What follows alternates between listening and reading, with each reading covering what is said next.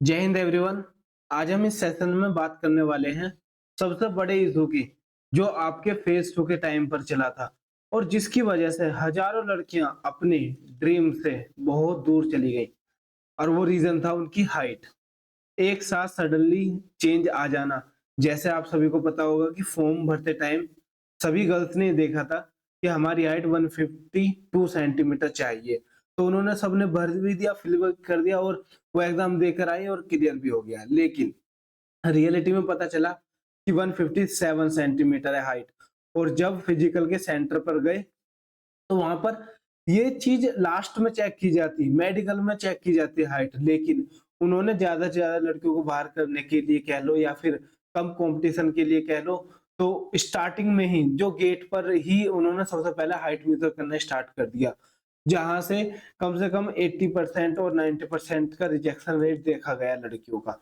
100 में से सिर्फ 10-10 15 लड़कियां ही एंट्री ले पा रही थी। उसका रीजन आज हम जानने वाले हैं। और इसी की वजह से जो पर्टिकुलर गर्ल्स का सेक्शन था, उसकी कट ऑफ पर असर जाएगा।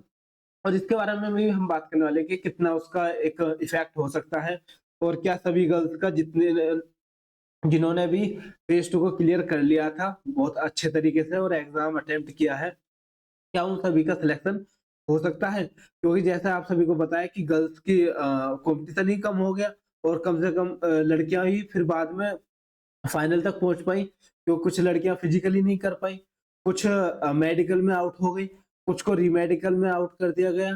तो ऑलमोस्ट जितनी भी गर्ल्स बची हैं अब, तो उनका सिलेक्शन देखते हैं कितने परसेंट चांस है हो जाने के।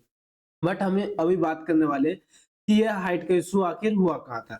देखिए बच्चों, इसमें सबसे बड़ी गलती है सरकारी रिजल्ट.com की, जहां से आपने इसका ये एडवर्टाइजमेंट देखा होगा। तो यहाँ पर देखिए क्लियरली मेंशन है कि navy Agniveer height 157 for male and 152 centimetre for female. जैसा आप सभी को पता होगा कि अब से पहले जिन भी लड़कियों की हाइट मेजर की जाती थी वो 152 सेंटीमीटर की जाती थी नेवी के लिए। तो इस बार भी जो सरकारी रिजल्ट.com है उन्होंने यही समझा कि इस बार भी हाइट 152 रहेगी। बट उन्होंने ओरिजिनल जो रियल उनका एक ऑफिशियल नोटिफिकेशन था नेवी की तरफ से, वो उन्हें ध्यान से नहीं देख पाए, जिसकी वजह से मिस्टेक हो गई। और सभी बच्चों ने, सभी गर्ल्स ने, गर्ल्स हो या फिर बॉयज हो, सबने यहीं पर ध्यान दिया कि हाँ बॉयज के लिए चाहिए 157 और गर्ल्स के लिए चाहिए 152। बस यही गड़बड़ हो गई। और मेरे पास बहुत सारे मैसेजेस आ रहे थे कि सर नहीं 152 ही है, 152 सेंटीमीटर है, 152 सेंटीमीटर है। लेकिन मैं बिल्कुल यकीन नहीं कर पा रहा था, क्योंकि मैंने हमेशा देखा है तो ऑफिशियल नोटिफिकेशन को देखा था। और पूरे यूट्यूब कम्युनिटी में हमारा पहला चैनल था जिसने ये हाइट का इशू बताया था। और इसमें बहुत सारे बच्चे डिसएग्री किए थे, सारी लड़कियां मना करने लगी कि नहीं सर आप झूठ बोल रहे हो। और वही फिर बाद में जाके सही साबित हुआ और आपकी सेंटर पर 150 सेंटीमीटर ही 157 सेंटीमीटर ही मांगने लगे। तो तब जाकर बच्चों को हम पर विश्वास हुआ कि हाँ, ये वाला चैनल भी हमें अच्छी इंफॉर्मेशन दे सकता है। तो देखिए, अब इसमें क्या था कि नेवी को थोड़ा बहुत रियायत देनी चाहिए थी, इस तरीके से चेंज लाना सही नहीं, क्योंकि जो इससे पहले गर्ल्स ज्वाइन कर गई हैं, जिन्होंने ज्वाइन कर लिया है, तो 152 सेंटीमीटर में कर लिया था। तो इस बार भी थोड़ा सा रिलैक्सेशन देना चाहिए था, लेकिन नहीं, इस बार मेल और फीमेल दोनों के लिए 150 सेंटीमीटर 157 सेंटीमीटर कर दिया गया है। और याद रखना आगे वाले इंटेक के लिए भी 157 सेंटीमीटर ही रहेगा। तो इसमें इशू क्या था कि जो हमारा सरकारी रिजल्ट.com है उसने गलती की थी यहाँ पर प्रिंट आउट करने में या फिर यहाँ लिखने में।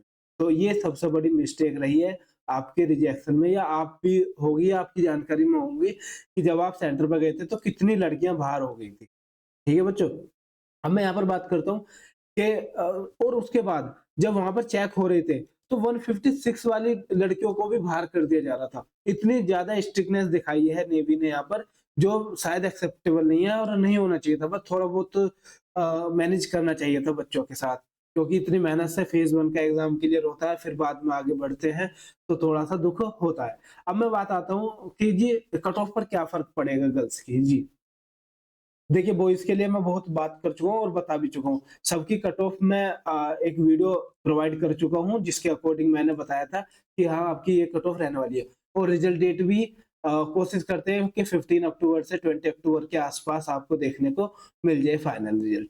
बाकी आप डर रहे होंगे, घबराहट हो रही होगी, थोड़ी-सी एंग्जायटी हो रही होगी, तो जो जेन्युइन है बच्चों, इसके लिए मैं आपको डेली वीडियो प्रोवाइड कराता रहूँगा, आपसे बातें करता रहूँगा। आपके जितने भी डाउट हों इस वीडियो के कमेंट बॉक्स में लिख देना। तो हम यहाँ पर आते हैं कट ऑफ पर क्या फ़र्क पड़ेगा। देखो जो गर्ल्स हैं, फीमेल वाली कैटेगरी हैं, जब वो सेंटर पर गए, सेंटर पे कम से कम आप 70 टू 80% रिजेक्शन रेट मान कर चलिए। यदि ऐसा नहीं है तो आप बता सकते हैं मुझे, क्योंकि 50% प्लस गर्ल्स तो सिर्फ इसी में हाइट में ही आउट हो गई। और मैंने दिल्ली सेंटर के लिए एक रिव्यू भी बताया था जहाँ पर 90% गर्ल्स और फीमेल पहले ही आउट कर दी गई हाइट की वजह से। तो जो हमारी रिमेनिंग 10% है या फिर 30% है, उसमें से क्या हुआ कि कम समय मिलने की वजह से वो रनिंग पूरी नहीं कर पाई। जो रनिंग पूरी कर पाई उनको स्क्वाट्स और सिटअप्स में दिक्कत आई, जैसा आप सभी को पता होगा। और उसके बाद फिर एग्जाम हुआ, एग्जाम में अभी रिजल्ट उसी के बेस पे बनेगा। फिर मेडिकल में, और कुछ लड़कियों को मेडिकल दिया गया, फिर री-मेडिकल हुआ, और उसके बाद लास्ट में कुछ ही लड़कियां बची हैं। तो मैं ये कह सकता हूँ as compare to boys, girls का कॉम्पिटिशन बहुत लो रहने वाला है। तो यदि आपके 30 प्लस भी मार्क्स हैं किसी भी स्टेट से, 35 प्लस भी मार्क्स बन जाएँगे 100 में से एसएसआर के लिए, और एमआर के लिए भी 30 प्लस बन जाते हैं, तो आपका सिलेक्शन श्योर हो सकता है। ठीक है? तो आपको हताश नहीं होना है, आपको नेगेटिव नहीं सोचना है। मेबी यदि आपने बहुत अच्छे तरीके से एग्ज़ाम अटेम्प्ट किया होगा तो आपका फाइनल सिलेक्शन है। बस आप अपने डॉक्यूमेंट्स रेडी कर लीजिए। ठीक है बच्चों? और उसके बाद यदि कोई डाउट हो तो मुझे बता सकते हैं। अब मैंने बिल्कुल क्लियर कर दिया है कि आखिर मिसअंडरस्टैंडिंग हुई कहाँ थी। ठीक है बच्चों? इसके बाद भी अब बॉयज़ के लिए मैं बता सकता हूँ, और बस एक कोशिशनेस रखा करो बच्चों कि जो भी ये आपकी नई वैकेंसीज़ आती हैं उनका ऑफ़िशियल नोटिफ़िकेशन पढ़ा करो। क्योंकि वो हमेशा ये कहते हैं कि हमें ऑफ़िशियल जो हमने अपलोड किया है, जो हमने रिलीज़ किया है, हम उसको ही मानेंगे, हम इधर-उधर की चीज़ें क्यों मानें? अब देखिए इतनी बड़ी गलती है ये, और किसी ने कुछ नहीं कहा और इनका भी कुछ नहीं होगा। और बताओ उन गर्ल्स का क्या होगा जिन्होंने यही सिर्फ़ देखकर और फॉर्म फिल कर दिया और फेज़ 1 क्लियर करने के बाद अब वो आउट हो गई। तो कितने लड़कियों का सपना टूट गया, और किसी का लास्ट चांस होगा, और लास्ट चांस छोड़ो बच्चों, नेक्स्ट जो इनटेक होगा उसका एग्ज़ाम भी नहीं है अभी तो। एग्ज़ाम नेक्स्ट इनटेक का तो आपको पता होगा कि ये दोनों वैकेंसीज़ मर्ज कर दी गई हैं 2025 की। तो अब जो उन्हें मौका मिलेगा वो सेकंड इनटेक 2025 पर मिलेगा, जहाँ पर उनसे बहुत सारी लड़कियाँ आउट भी हो जाएँगी बाय एज। ठीक है? तो इस चीज़ को थोड़ा-सा ध्यान दिया करो, बाकी जो भी डाउट हो आप मुझसे बता सकते हैं, शेयर कर सकते हैं। मैं कोशिश करूँगा कि आपकी जितनी भी एंग्ज़ायटी है, जितनी भी आपको नेगेटिविटी है, उसे ख़त्म कर पाऊँ। बाकी मैंने हर वीडियो में अपना नंबर दिया हुआ है, आप मुझे मैसेज करके बता सकते हैं, कोई भी इश्यू हो, और बहुत सारे बच्चे पूछ भी रहे हैं, मैं उसका जवाब भी दे पा रहा हूँ। ठीक है बच्चों? तो अब हम मिलते हैं नेक्स्ट वीडियो में, और बहुत जल्द आपका रिजल्ट देखने को मिल सकता है।